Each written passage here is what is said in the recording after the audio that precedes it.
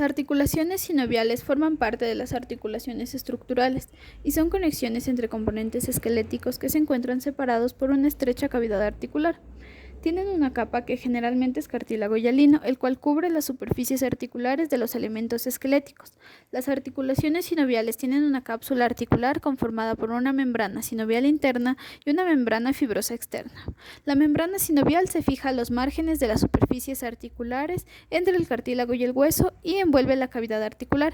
Produce el líquido sinovial que se acumula en la cavidad articular y proporciona lubricación a las superficies articulares.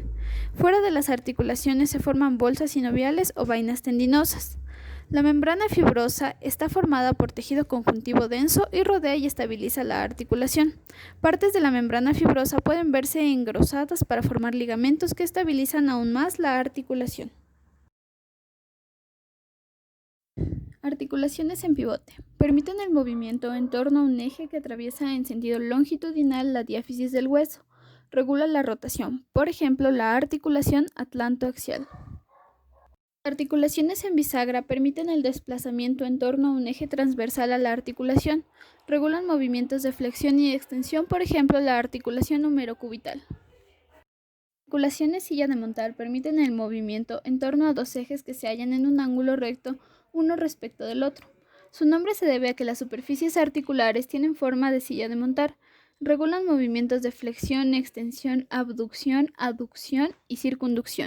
Articulaciones planas. Las superficies articulares son planas.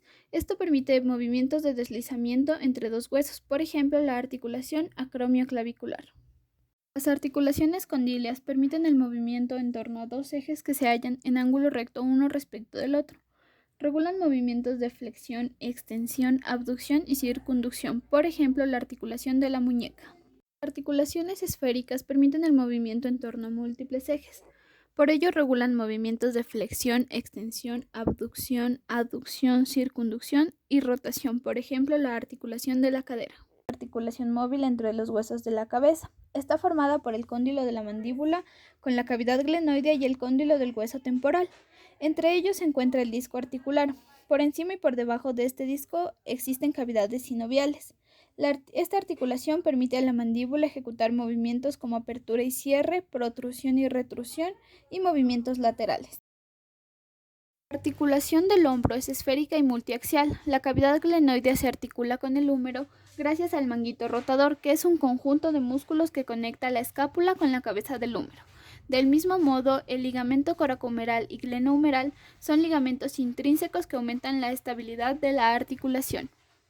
La articulación del codo es en bisagra y está formada por la articulación humerocubital entre la tróclea humeral y la cavidad sigmoidea mayor del cúbito, la articulación humeroradial entre el cóndilo del húmero y la cabeza del radio, y la articulación radiocubital superior entre la cabeza proximal del radio y la cabeza proximal del cúbito.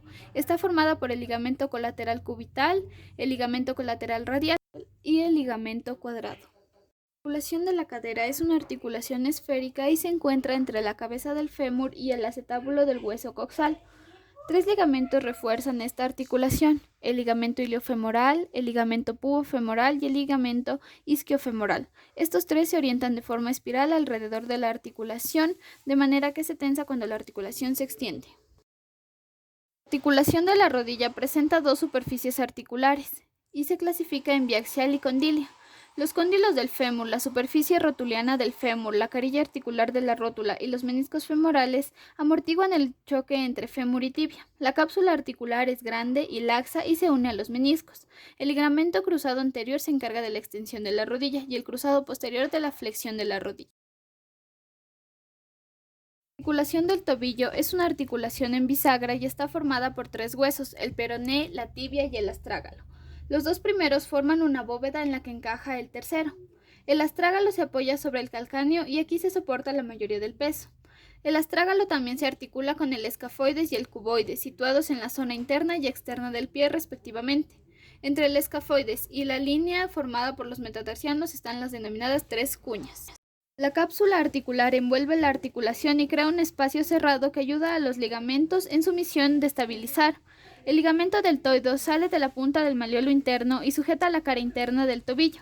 El ligamento talofibular se divide en anterior y posterior, y el ligamento calcáneo fibular resiste la inversión del pie.